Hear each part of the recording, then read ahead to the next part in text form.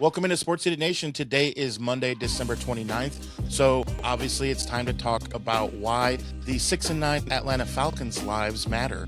Also, why Week 18 scheduling matters. And we got to break down that game from last night, of course, Niners-Bears.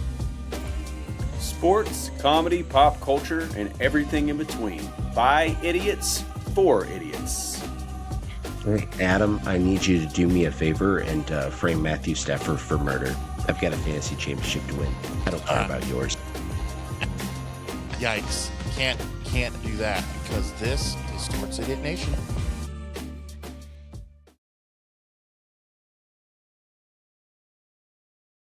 Sports, comedy, pop culture, and everything in between. Welcome back, sinners. This is Season 2 of Sports Idiot Nation.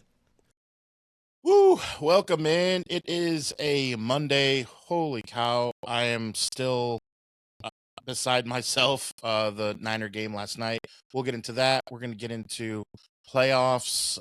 The seeding is wild. Schedule change. Let's get into that. Miles, help us break down what is happening, what is going on. I can't think straight, I'll be honest. That's fair. We'll take it from here, big guy. So we kick off Saturday with maybe the NFC South championship game. We'll get back to that. You thought coming in that it was definitely going to be okay. Bucks Panthers winner takes it. Not necessarily. The Falcons game against the Rams tonight could actually impact that. More on that to come. And then the big one, Saturday night, ya boys hosting Seattle.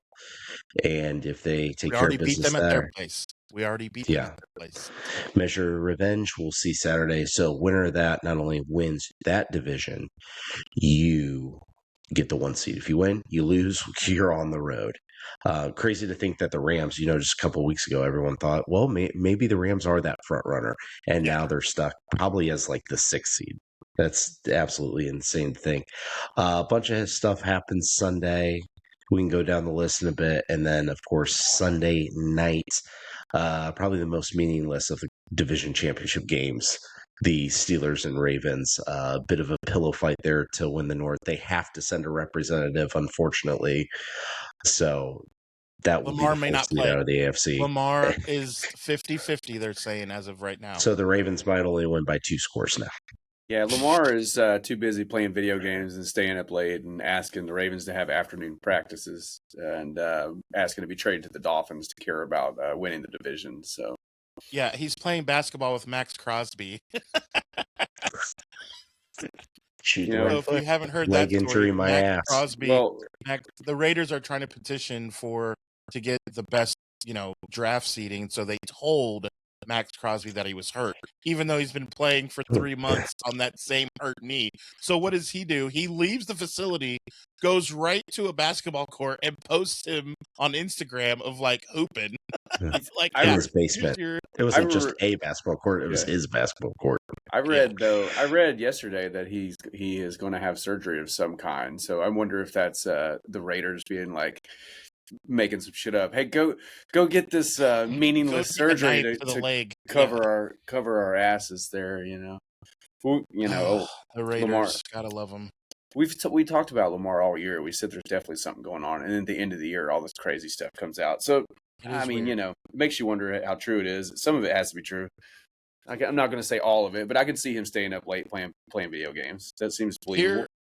Here is what is true. The Ratbirds are still running on the Packers. I think, check your watch. ESPN update. Derrick Henry has 9 touchdowns now. Another touchdown. Derrick Henry's got another touchdown. I hope not. Tied a career high. What a game. I mean, in one half, he had what a lot of running backs would have in a game. He had like 20 rushes, 120 yards, a few touchdowns. You're like, yeah, that was for the game. No, that was just in 30 minutes of football. They have to go back out there, think about what they've done, and go out again. He had like 110 yards and 3 touchdowns at halftime or something. I mean, yeah, dude. Like, come on. What is Green Bay doing? Stop. Well, it'd be nice if they had a run stuffer. Boy, Well, they learned their So they they learned kind their of lesson. They learned their lesson the week before though with Derrick Henry because they just didn't run him at all the whole last whatever in 9 minutes of the game. Didn't even give him a carry and then they ended up losing. So they're like, hey, let's yeah not do that again. yeah that John Harbaugh boy he learns from his mistakes. All right, let's get into just Sunday was bananas. You talked about the NFC South, Miles, and I'm at the bar. You know the bar, the pub at 1802. They got all the TVs. Well, on one screen they have all the TVs, which is nice. So I'm sitting on the couch there. Really cool bar. It has couches. The server comes over. It's great, fantastic. And I'm watching all the games, the 1 o'clock Eastern games, and I'm watching both for fantasy reasons. I'm watching the Miami Tampa game because I have Waddle going, and he has A Chain going, my opponent. And then I'm watching Carolina versus the Seahawks because I hate the Seahawks and I just want them to lose. And it's like back and forth. And the NFC South, we've said this for weeks now. Are we sure we have to send a representative from, like, I was texting Wayne Diesel, friend of the show, and he was like, "Oh, I didn't even I knew they were gonna lose." Bro, you were at home. You were at home? And I mean, just the NFC South. This is our segment to talk about the NFC South. You guys each have 30 more seconds and we have to move on because it's a sin to spend this much time on it. I'll be real quick. I'll just talk Go. about the guy in the stands. You see the guy in the stands that stood up and took his Bryce Young jersey off, and he had another Bryce Yep. Young jersey on it underneath it.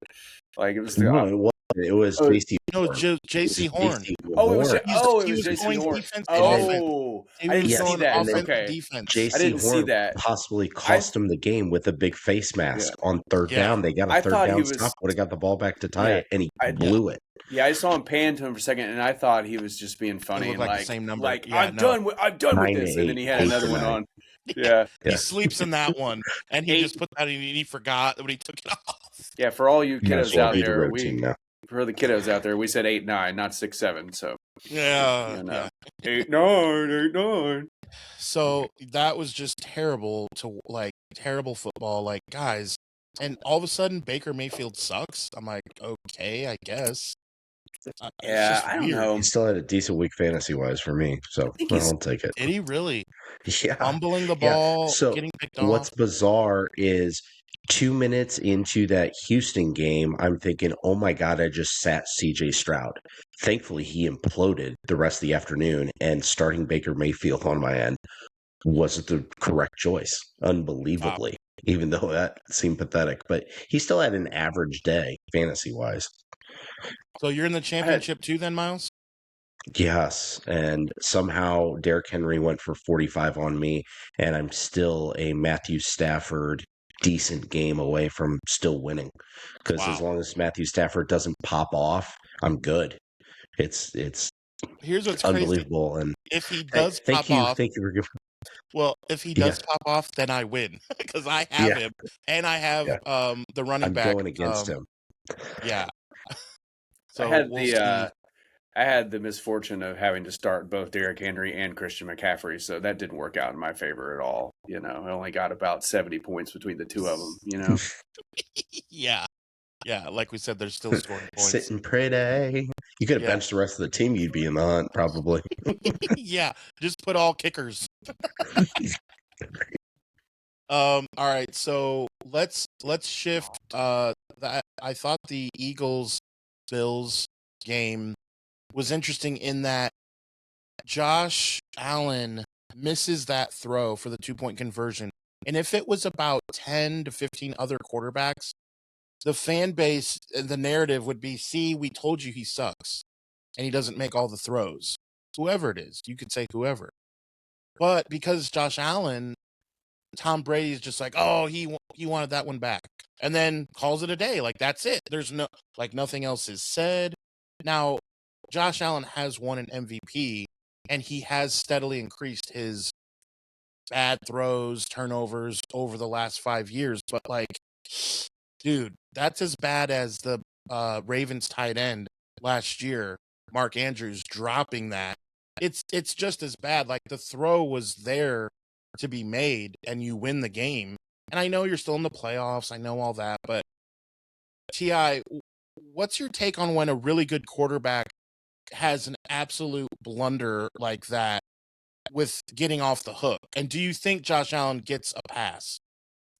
I'm not really concerned about the Josh Allen factor. I'm concerned about the McDermott. Like, just kick the extra point and go to overtime.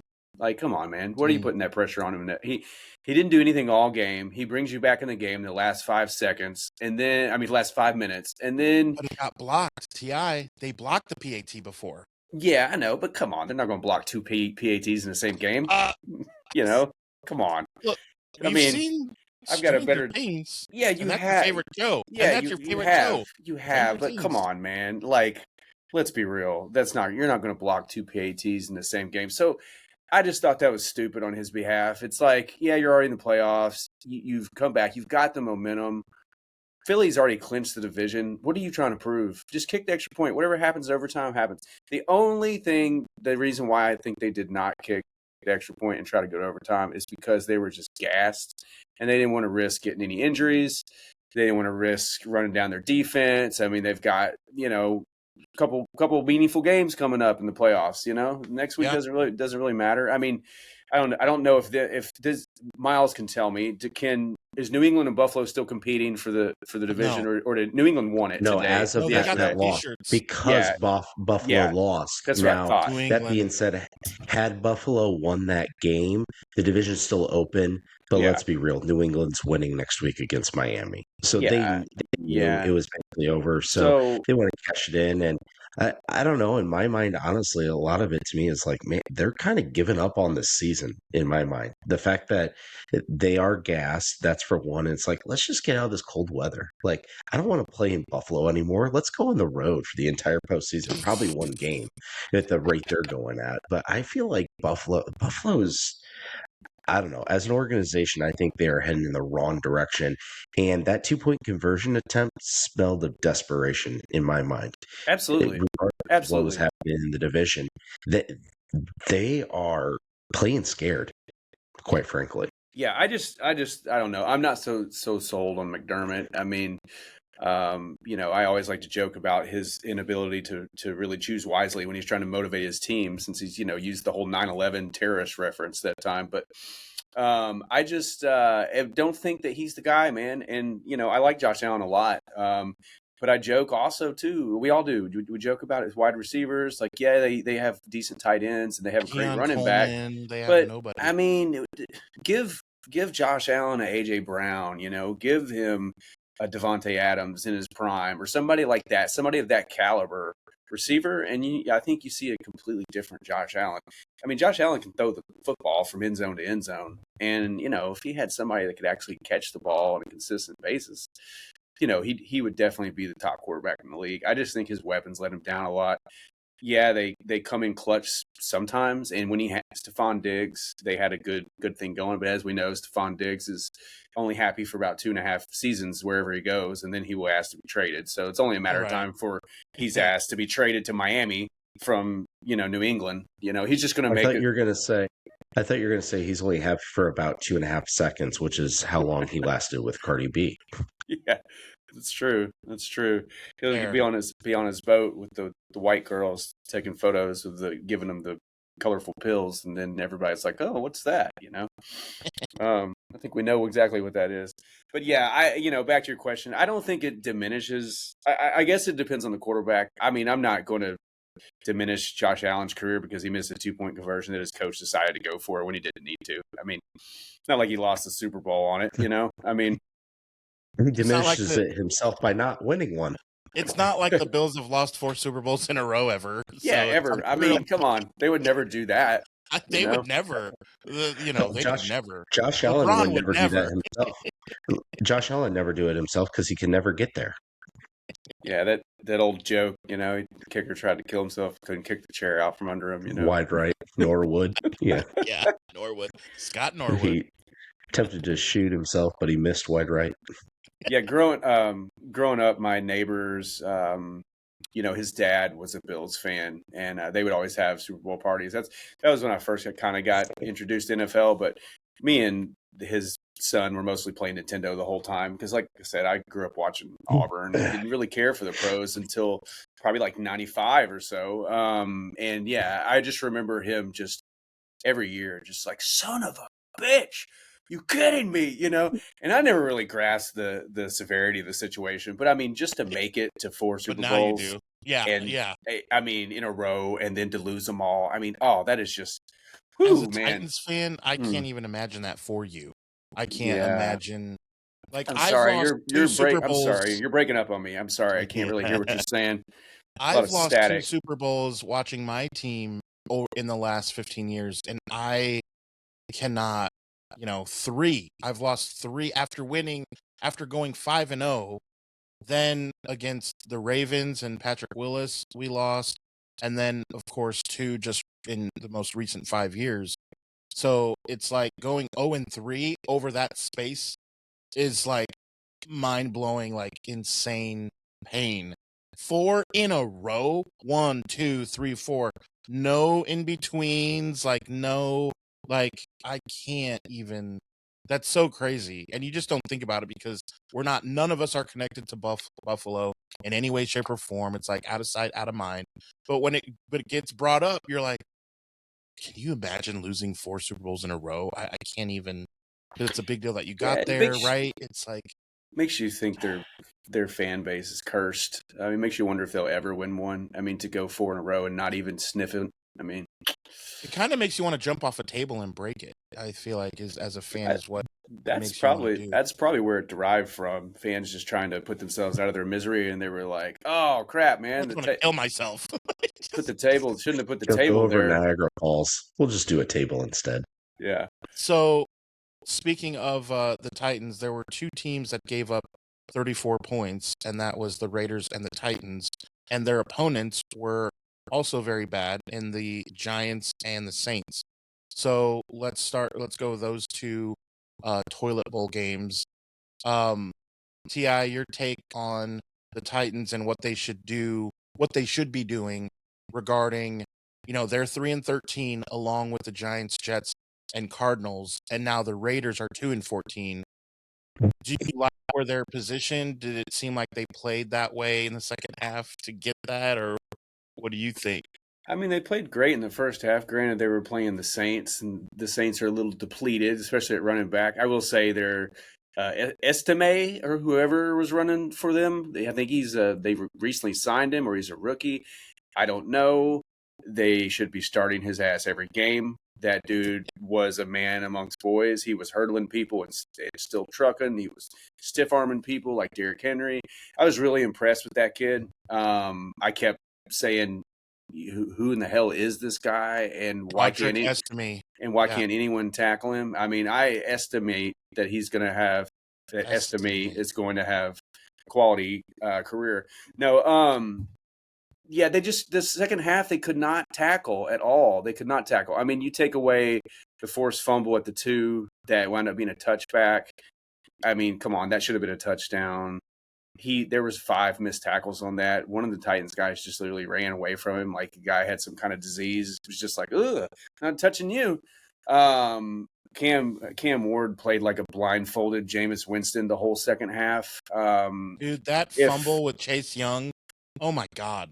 He's running backwards. I'll put the fumble on Chase Young. I won't put entirely on him because it really. I will. He can't Chase run backwards. Well, that wasn't the one where he was running backward. That was the last play of the game. He was literally running backwards and did the twirl and then fumbled the ball and then picked it back up. That should have had circus music. But the other one was more so J.C. Latham's fault. J.C. Latham got beat like a redheaded stepchild. And the problem is Cam, and he has this problem all the time. He holds the ball out. He doesn't tuck it. He doesn't protect it. He just holds it out. Chase Young beat J.C. Latham, literally just came up behind him because he had the ball out and just took it out of his hand and ran away with it. And for a touchdown. Yeah, Cam Ward's looking around like, how did that even happen? So yeah. I mean, so I'm not going to entirely put that on him. Watching that live, it's about 60% his fault because he's got the ball out. But J.C. Latham just sucks, man. He's decent. He's decent as a run blocker, but he is terrible. He's terrible at pass protection. He is. absolutely dog shit, terrible. I would not tell that to his face. He's a giant human being. And I saw a great story where he took a family out shopping and bought them all kind of stuff for Christmas and everything. So I mean, yeah, he's a good dude. Absolutely. I know him. We've been Yeah, over this. we've talked about that. I wish you'd give him a And call he and is tell a him to good get his dude. shit. You tell him to get his shit together on the field. Let me hit him on Instagram real quick. Yeah, but no, just the second half was awful. I mean, if the Saints DBs could actually catch the ball, which is why they're DBs, we all know if they were DBs, if they could catch the ball, they would be wide receivers. But they would have had 4 interceptions from a one Cameron Ward. And he was putting it right in their palms, man. Literally, he was like, "Hey, you want this?" Palms were sweaty. And they kept panning to Cam, and he just kept having this look on his face, like in his mind he was saying, "Oh, thank God they didn't catch that one." And he just kept doing it. And then he had the one where he literally threw it. Luckily, he got his hand forward enough, and he just chucked it right into his teammate's helmet. I mean, just boom, right into it, and it definitely looked like it was a fumble, but he did actually throw it. So I mean, he had the actual inkling of a brain there to realize that, oh, I better flick my wrist here so this doesn't become a fumble. But man, I was praising his growth because he's had 4 straight games with 2 touchdowns each. I mean, that's pretty good, And first half he was playing great. Last week was the best game he's had. It looked like this week he was going to have an even better game. And I was like, okay, that's what you want to see towards the end of the year. You want to see progress. You want to see growth. And then, oh my God, second half, man, it's like that movie, was it Bird Box, where everybody has to put the blindfolds on, Sandra Bullock. Felt like that's what I was watching. I mean, it was just awful. And then the offensive line just disappeared. Defense disappeared. Defense were playing great first half, and they just disappeared. The whole team. It's almost like somebody called and was like, hey, we want to secure that draft spot. Like, tone it down a notch. And then they were like, oh, they toned it down too much. Yeah, okay. Two-tone. Oh, two-tone. Play like some idiots, Yeah. So, yeah, I don't know, man. I mean, who really cares at this point? It's not like it's a meaningful game by any means. It's not like, what do they gain by winning? A little bit of confidence going into Jacksonville where they're probably going to get axe murdered. Jacksonville is going to be so mad the way they played against Indy that they're going to take it out on the Titans. Probably going to put up 40 points on them. So the game Miles still matters for Jags. So that's what I was going to ask you, Miles. Like, are they sitting people? Give us the rundown of the AFC South. Well, absolutely not, because Jacksonville still needs to win that division. Because if Jacksonville loses and Houston wins, which they will, then Houston wins the division. The division's not set in stone yet. There's no path with Houston winning against LA earlier in the weekend. There was no path for Jacksonville to clinch this weekend. So yes, correct. Axe murder, at least attempting to do so, I think is proper analysis from TI, because they have everything to play for. They're playing in Florida. They're setting the tone for the postseason. The fact that Jacksonville's won, 7 in a row now, and that was probably their worst game in 2 months, that they want to get out there and prove a point now that it's pretty much set in stone that they're not going to be the 1 seed. Something absolutely crazy's got to happen for them to jump up that high, with both New England and Denver probably winning next week. New England's definitely winning, but probably both teams winning. Jacksonville's more than likely going to end up the 3 seed, assuming they take that axe and put it to neck this next weekend against Tennessee. So yeah, they will for sure. I'm very excited to talk Niners Bears, but I want to shift real quick. Let's go through the AFC, because here's what I'm trying not to be a prisoner of the moment, because I'm about to make a statement, and the 3 of us are going to find out if I'm being a prisoner of the moment. This will be the most exciting week 18. And if it was week 17, a few years ago, we'd be calling it week 17. But this may be top 5 most exciting last week of the season in NFL history. So here's what I'm going to break down the AFC. So you have the AFC East. What's up for grabs there is the best record in all of football. Oh, no big deal. Just the best record of all of football, because the Patriots are 13-3, but they share that very same record with the Denver Broncos. So when we look at the AFC East, yes, we know the Bills are kind of in no man's land. They can't really shift, I don't think, all that much, whether they win or lose. But for the division, it does make sense that it's a big deal because you want that 1 seed. So that's the AFC East. Then the AFC North, it literally comes down to 2 teams. And oh, by the way, they play each other. Okay. So that takes care of that. That's obvious. Then in the South, everything that Miles just said, that is a big deal as it stands now. The Jags are 12-4 and the Texans are 11-5. And everything that Miles just said makes the AFC South interesting. And then, just like I mentioned, the AFC West, it's a big deal because the Broncos want to remain at 3 losses and they hope that the Patriots lose. The Chargers can jockey for position, as can the Bills. They're both 11-5, so that Well, hold right. on. For right now, though, Denver is the 1 seed for the moment. If Denver wins, they'll be the 1 seed because the Yes. common games factor. So they don't need New England. Yeah, they can hope they lose and whatnot. That would help them out. But if Denver wins, they're done. That's They're, it. And but they lock up if home they field advantage. lose and Then New they, England wins, they then so that's what I'm saying. It's they're still a toast. big deal. Or even the Jags win and Denver loses, then that's we'd have the leapfrog. So Denver win, you're the 1 seed. You lose, you're definitely not going to be the 1 seed. And so Denver, and by the way, Denver plays the Chargers. Now, I wonder what the Chargers are thinking as far as, do they worry about jockeying for position? As it stands right now, the Chargers are the 6th and would go to Jacksonville, which I'm okay with. Warm weather, you're an indoor football team. If I'm the Chargers, I don't mind being the 6th if the Jags are going to be the 3. Now, I know coaches can't look at it that way because you can't just like try and figure out, oh, well, we'd like to play them. You just have to win and get in and keep your guys healthy. I don't think the coaches are like, oh, as a fan, though, we can look at it. So I just don't know what the Chargers are going to do. You got Justin Herbert with a messed up left hand. Do you sit him? I mean, no one would think that's out of the, ordinary to say, let some of those guys for the Chargers, Derwin James, some of these guys, let them sit if you've already clinched. But it is a meaningful game. So in the AFC, we can attest that's a pretty good last week of the season to have that. Then when we shift to the NFC, this is what I want to talk about with the Niner game, because I do want to get your guys' take first as a non-fan of either, because social media was absolutely in a frenzy last night and it was fun. I had random people texting me, hey, great game, glad you got the win. Like it was just crazy. Ti, did you pretty much watch the whole thing? Like, what was your take on that offensive juggernaut of a game? I thought the game was great. Definitely the best game of the year. I watched probably about second quarter on. I listened to the first quarter on the radio. I had to run a couple errands. Had to do some stuff for my mom. I had to go get dinner for the fam. All that responsibility. You didn't want your mom stuff. to ground you, so I'm glad you took Yeah. care of that. I didn't want you to be grounded. Yeah, that's right.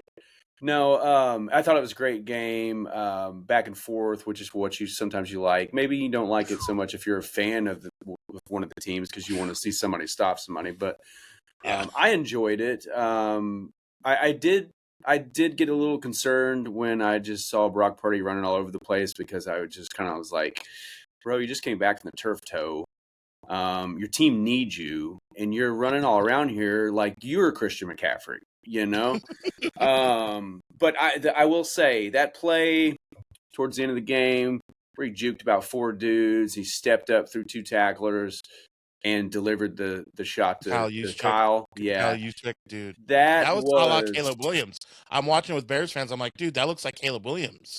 I mean, he does that stuff. That just looked like veteran QB play. I was impressed with that. A lot of people want to kind of downplay Brock Purdy. And it's just plays like that you're just kind of like, I don't care what his personnel is. I don't care what weapons he has. Like, that is phenomenal QB play, and you'd be a fool to knock him on that. So my only concern, as for you as a fan, is with the Seattle game is just watching how many points they just gave up. I know the Bears are a good offense, but that was a little. I as a fan, I would feel a little concerned going into the Seahawks in a must win and seeing because I mean, if that pass in the end is just a little bit higher, that you Game lose. over, we lose. Yeah, you I lose. know. So Absolutely. like I text you, I was like, you can unpucker your butthole now. You got the win. So, but yeah, as on the outside looking in, I thought it was great. Two great teams showing why they have earned every accolade they've had this year. Caleb Williams has taken a huge step forward for me. I don't care if he paints his nails or not. That dude's a bad son of a bitch. He's playing great. If the rest of the league would play like that, I would encourage the whole entire Titans team to paint their nails, especially Cam Ward. So, but yeah, I thought it was a great game. Definitely in the game of the year. Reminded me of that Rams Chiefs game a couple years back. That was the meme that went out. It was like 50-54 to 51 or something was the final score. I don't even remember what it was. But both teams were 9-1, and on this, both teams were 11-4. Yeah, so I loved it, man. Loved it as an outside looking in. Didn't have any stress involved. I already knew I was going to win my fantasy game, so I was just like, "Hey, man, let's just see what this team can do." Miles, how about you? I was glad that y'all won because I didn't want you to be upset on this episode. Yeah, we really would have killed the mood of episode 100 and whatever the hell we on now. Last Monday in the new year, that's all I know. Or the old year, I guess. Hell, I'm tired. Watching that game is exhausting. Drunk, everybody. It's 2027 already. God, I wish I could afford the time to drink anymore. Shoot. But I think one thing is interesting, given all the accolades to Caleb Williams, who is absolutely improved drastically this year. But there are still moments where you're watching him, you're like, dude, what in the hell are you looking at? Mm-hmm. Among qualifying quarterbacks, he has the worst completion percentage in the NFL still. But in the same token, that makes him even more scary that he still has a ways that he can possibly improve. And if he does, he's a Hall of Fame quarterback. He absolutely has it in him. And we're seeing that very fast with how much or that incremental jump he's made since just last season. If he takes just another step forward to next year and then a half step every year succeeding that, the dude's going to have Chicago in contention every single year. So that's one thing. I think the Niners are going to be just fine. And I assume, was Kittle going to be back next week, Adam? Yeah, if this was the Super Bowl, there's no way he was missing this game. So I think that's going to take a lot off Purdy right there. We saw what Kittle did for y'all in Indy the prior week. I think Purdy having to scramble for his life is not going to happen anywhere near as much once you have Kittle back in the field. And also to hear things, come postseason time, the Niners do get this win in Week 18 at home. You're set up pretty for Purdy and company to make that run. And then if you can get a Fred Warner back come NFC Championship time, you make it that deep. Man, I asked you the other week, do the Niners have it to win the Super Bowl? You're like, no, too many injuries. You're wrong, Adam. You are absolutely wrong. The Niners, 150%. I'll take that on the chin. Even with gladly, and you'll take that twice on Sundays, or even today on Mondays. So I think the Niners, even with a loss to Seattle, I think you're just fine. This is the most wide open year I can imagine. Certainly from recent memory. And then to your point, even earlier, Adam, talking about a more exciting Week 18.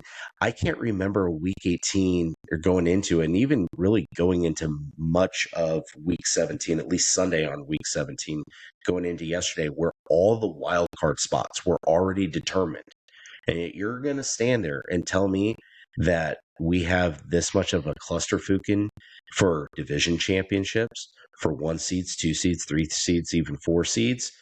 I'm here for it, baby. And I am thrilled for what's about to go down this coming weekend. Yeah, no, big time. So T.I., I want to break down some of this game here. So first of all, I don't know if you heard this on the radio. Do you know what happened the very, very, very, very, very first play of the game? This is a pick six, wasn't it?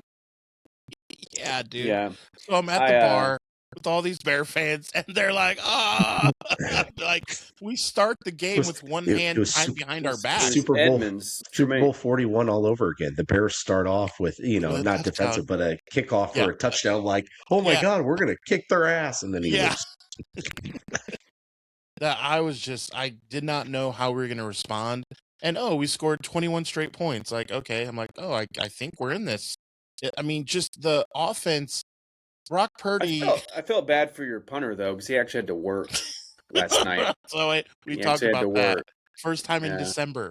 What is this? An NFL punter that doesn't punt in the whole month of December? And then he had to punt twice. But yeah, Poor the guy. offense though was humming. So here's what's crazy. Brock Purdy, basically with 5 touchdowns. You said something just about 10 minutes ago that I knew I was going to use here just now. You said, "Oh man, Cam Ward really turning a page. Back-to-back weeks with 2 touchdowns. That's cute. How about back-to-back weeks with 5 touchdowns?" Sure. Like that does not happen. Like Drake May got 5 touchdowns. We didn't talk about them because yikes, they played the Jets. But shout out to Drake May, 5 touchdowns. What's the bet? I will bet that Drake May does not get 5 touchdowns next week. That just doesn't happen. And Brock did it. And for all the haters, it's like, well, nice to see you. Like I don't even have to say anything. When someone plays that well, 24 of 33, over 300 yards, 5 touchdowns, that one pick to open the game, but after that pick, he was absolutely on fire and moving with his legs. So his rating was 118.6. It's good he was moving with his legs, because I'd hate to see him moving with his arms. It'd be kind of weird, but Do a handstand. Do a barrel roll. yeah, 5 touchdowns back to back. Yeah, but did he throw a touchdown with his feet? No. Yeah. So, yeah. Loser. Did he have a helmet catch, David Tyree? Yeah. And then Caleb Williams was 25 for 42. That's where on some of those throws, now he did have a couple receivers drop him, but the ball wasn't placed in a great spot. But again, to what Miles was saying, like, where are you throwing it? Like, he threw a dump off pass to a running back and threw it over his head. And I'm like, dude, he could have got 7 more yards. And who knows what happens on that drive. And it's like, those are kind of drive killers. Then you get a holding call, and now you don't score a touchdown. And oh, by the way, you lost by that touchdown. You lost by because you kicked a field goal and not a touchdown. It's like, 330 yards, 2 touchdowns, no picks. I get it. A quarterback rating of 100.3. But Brock Purdy throws a pick, and still his percentage points is 18 points higher on his quarterback rating with throwing a pick. That seems crazy. And then you had the running game. The 49ers rushed for 200 yards. I mean, it's hard to win when Brock Purdy has that kind of a day and they rush for 200 yards. That shows how good the Bears are in general when you only lose by 4 points. And if that ball is a little bit higher, like you said, then they actually win with giving up all those yards and points.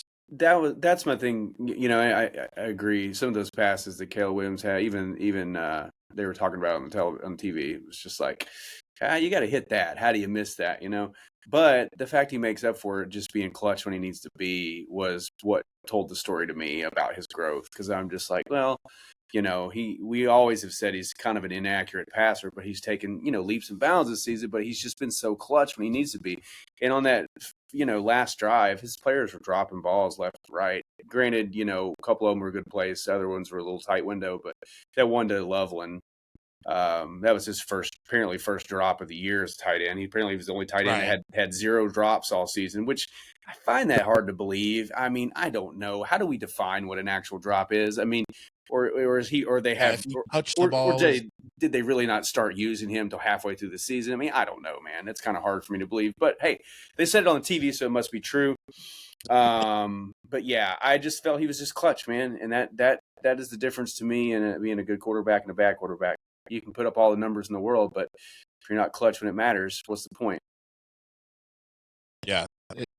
It was a fun game to watch. This was almost a Madden game, or a Tecmo Super Bowl game, in that there was almost 1,000 yards of offense. And so, to your point, Ti, when you're like, man, I'm kind of nervous, like your defense cannot do that moving forward, And the Niners have shown they can win 13-10, and they can win 42-38, and so that's a Problem. little bit Yeah. That's a big scary. problem for just everyone else. Yep. I just feel Yeah. that the Bears defense is great. They are very good, but I just feel like Seattle's defense is a little scarier. I mean, No, I've a billion percent.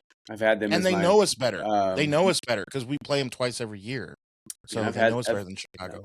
I've had them as my fantasy defense all year, and they've just put up ungodly numbers. I mean, like I'm just like I was reading the box score to you on some of those games last week, and it's just like 18 points, 23 points, 25 points, and those are like back to back to back weeks. Granted, they don't put up the same kind of numbers when they play a good good offense. So I have noticed there is a little bit of a slip there. So it doesn't really mean anything. It's a division game. All that kind of goes out the window. Division game, and you've already beat them once, which sometimes is concerning because it's tough to beat the opponent twice in a year, much less have to play them again in the playoffs possibly. So, we'll see what happens. Yeah. So now let's talk about like we did with the AFC, let's break down the meaningfulness of week 18 for the NFC. Now, first of all, we should stop and talk about there is an NFC game tonight that matters. So, Miles, explain again. So, the Rams, let's go with the Rams first. They sit at 11-4, and they become 12-4, just like the Niners. If they win, the Falcons are at 6-9, but that matters because if the Falcons win tonight and they win in week 18, which is my point, like week 18 matters and is exciting. What is the breakdown of everything again? So let's just say it like it is. Week 18 starts tonight, and the team that matters more tonight, more impactful for the postseason, is the Atlanta Falcons which is because which they're 6-9. the, That is crazy. so we think 3 de facto division championship games, 2.5. I'll go with 2.5 because there is a path where Carolina loses to Tampa and Carolina still wins the division. So based on this whole common games, because we're same record if Tampa wins, they'll split head to head because Carolina won the first one, and then division they will have the same record if Tampa wins. However, what it comes down to then is common games, kind of where we had Denver over New England at the moment, is because common games.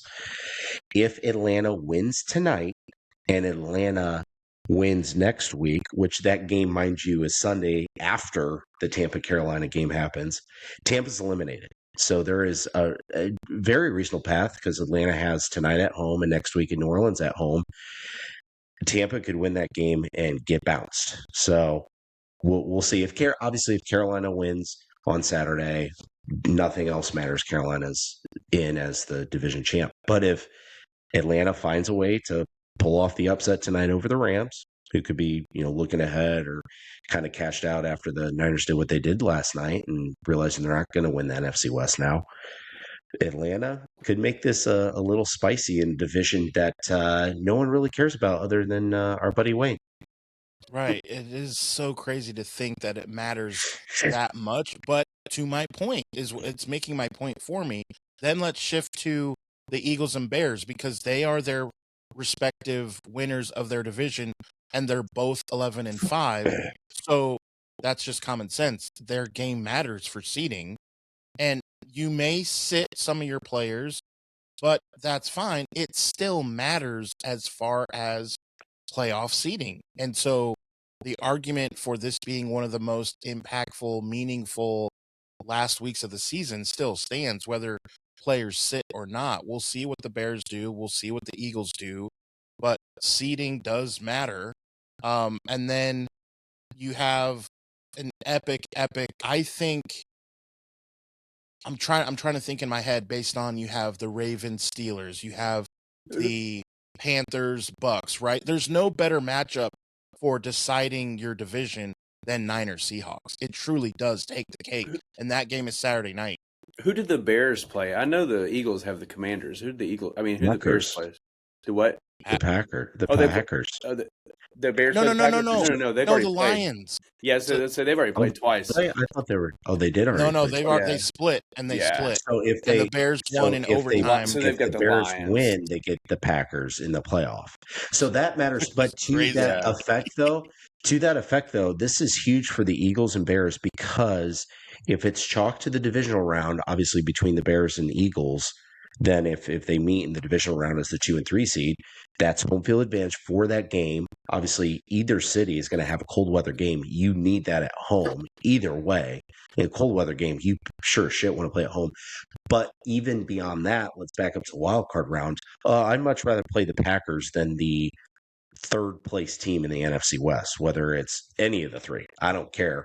Give me True. Green Bay. I don't care if they're a divisional rival like for the Bears or if you're Philly. Dear God, do not allow me to play the NFC West, even at home, even in cold weather in a wild card game. Mm-hmm. Yeah. That is just, there hasn't been, in my opinion, I'm trying to not be a prisoner of the moment, and we're going to answer this now. I feel like this is one of the most intriguing last weeks in the last decade. I mean, T.I., are we prisoner of the moment? Since you have used the phrase prisoner of the moment about 17 times, I will go ahead and say that I think we are prisoners of the moment. I feel like a prisoner as many times have you said it. So I feel like I'm a prisoner of your moment. Because I'm a Titans fan. We don't have a moment. So, but yeah, no, I agree. We were, Miracle. my buddies on the group chat that I play fantasy football with, actually, Maya's dad actually hit us up and was like, NFL dodged the bullet with their scheduling this year, like actually impactful, meaningful games to close out the year, Talk about that viewership. A lot of times in the last week of NFL, viewership declines, viewership drops off. People, husbands try to finish their honey-do list because they know the playoffs rolling around, but all of them are going to be locked in, man. So, yeah, I think that we are prisoners of the moment. Maybe you could put an echo effect on that, Adam, for our 12, 13 viewers right now. Probably not. Probably not. No. I'm lazy. Miles, my favorite part of that, though, is that T.I. just gave his argument for why we're not prisoners of the moment, but says we are prisoners of the moment. Because if we're prisoners of the moment, that means there's been a lot of years recently that have been just as good, if not better. But really hasn't. There really hasn't. You're absolutely right. And again, to my point earlier of I cannot remember a year where it's really the last 2 weeks, or at least Sunday on from the second to last week, where it's like, well, we know all the playoff teams plus a couple of divisional play-ins, which always happens here or there, and yet we're all glued to the schedule. Like we're even looking down to the point where we're talking about Falcons Saints potentially having an impact on the playoffs when both those teams are nowhere within the same galaxy of the postseason. So I am thrilled. I am thrilled for what's happened. I think it's good for the league, especially with the self-inflicted wounds the NFL continues to have. They've gotten so lucky. So I think Maya's dad made the right comment by saying, man, they really lucked out. And they did, because you never know what's going to happen. None of us do, unless it's scripted. And then to have this, I'm thrilled that really week one of the playoffs feels like it starts this weekend. If it's scripted, I will be excited, because it has to be scripted for the Niners, because how could you have a team so depleted and then they play the Super Bowl this year in Santa Clara? Now keep this in mind. The 49ers played in Indy last week with me in attendance. After that, they just went you? home. Were you the only person there? They played a game just for you? That is wild. I didn't know you had the pull Florida like that. man wasn't there. Yeah. The other Niners fan down in Florida took out half his family, so he was not at the game. Hey guys, Right. were you? Yeah, Adam was able to book the whole Niners for his private birthday party. Just me and that doink right before half. The loudest doink of them all. Eddie P. So get this. This is unreal. I don't know if this has happened in the NFL ever. So it is the end of December, and the 49ers go home to play the Bears. We all know how that went. Then they stay home to play and hopefully beat the Seahawks. Then they will stay home and sit on their couch as they will have a bye. Then they will stay home and play the divisional round playoff, as it were. Then if they win, they will stay home and play the NFC Championship game. Then they will stay home on their couch for the Super Bowl bye. Then they will play the Super Bowl at their home stadium, and they will not have to travel from Santa Clara until August. Like, what NFL team can say they don't have to travel from December to August? I'm pretty sure that has never happened. And so that's a script that the NFL could write. It's the only one that makes sense, if we're honest with ourselves. So I think they give it to Kyle Shanahan, and we're calling it now Niners champs. I mean, that's the same script that has the Titans winning the Super Bowl in 27 in their new stadium. So probably. all right. I guess I'll give you one. Yeah, script writers are they're like licking their pen, writing it out. Remember, the first and I believe still only team to ever play the Super Bowl at home was the Rams. Buccaneers did it. Tom Brady's was at home. Mm-hmm. Oh, yep. that was that's right. I forgot COVID about that. Year. Okay, so I thought that was that was in Miami. Okay, I thought the game was in Miami. So pretty sure it was the Rams. That's weird because I thought the Rams for sure were the first one ever to do it in SoFi, but they were the 4 seed, so they didn't have home field advantage throughout the playoffs. Right. They had to go on the road to do it. So you're telling me now? I need to fact check this with Tampa with the Google and the Chiefs, right? Pull the Google machine. Yeah, and that's great. But who the chefs? They're going to watch the playoffs with the Titans on the couch. On that same couch that I was talking about. Yeah, the couch. Yeah. Okay. You got me there. Yes, that was. Oh, so I did. You're right. That would be the third one. You did. Good on you. Now, wait. Was that back-to-back years then? Yes. The NFL went about 45 years of never having the team win their Super Bowl game at their stadium, and then no big deal. Playing it all. And that's similar to overtime. Overtime never happened, and now you've had it multiple times. Now, I will say this. The Niners won in Santa Clara, which a lot of people don't know this. This is where Santa Clara is where they play now.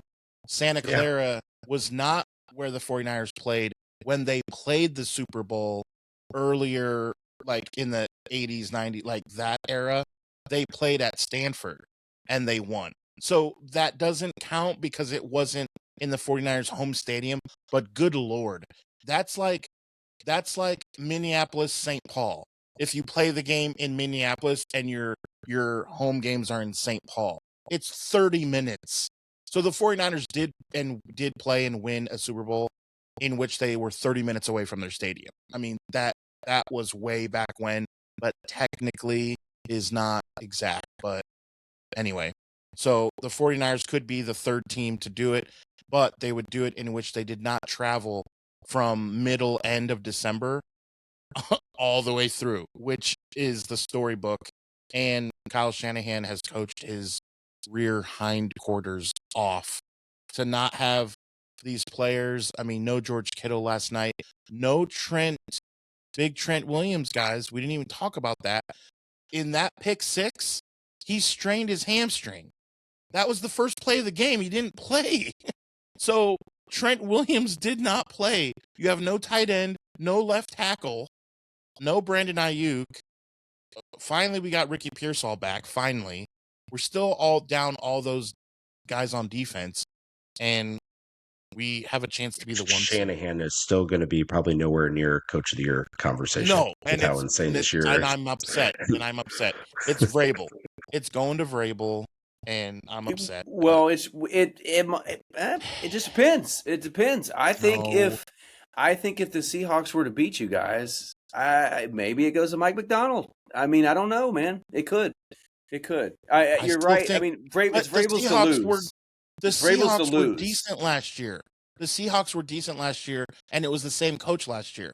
Now Vrabel took over, and it was the biggest turnaround almost in NFL history, and it's his first year. So you have to give it to him. I don't like it, but I will say this though.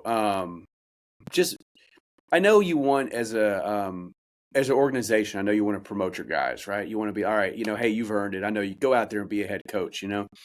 But let's look at the Ravens. Their defense has faltered since Mike McDonald left. Look at the Lions since Ben Johnson left. Look at the Bucks since Liam Cohen left. Ben Johnson's a good candidate. I mean, it's kind of like, and so is Liam Cohen. Yeah, I mean, it's kind of like you need to do everything in your power to keep those guys as long as you possibly can, man. Because it's still Vrabel. I hate to say it, but at the end of the day, from absolute just. Oh my God! With OJ Mayo, the coach, and just the train wreck that was. We've been through this one now. Now OJ Mayo has made it on 2 of our episodes. It's Jared Mayo, and he didn't play for USC. He did not go to USC. OJ Mayo played for USC. OJ Mayo played for USC. Played for USC. Jared Mayo played for Tennessee. Played for Tennessee. Yeah, we've already been through this. Pretty sure.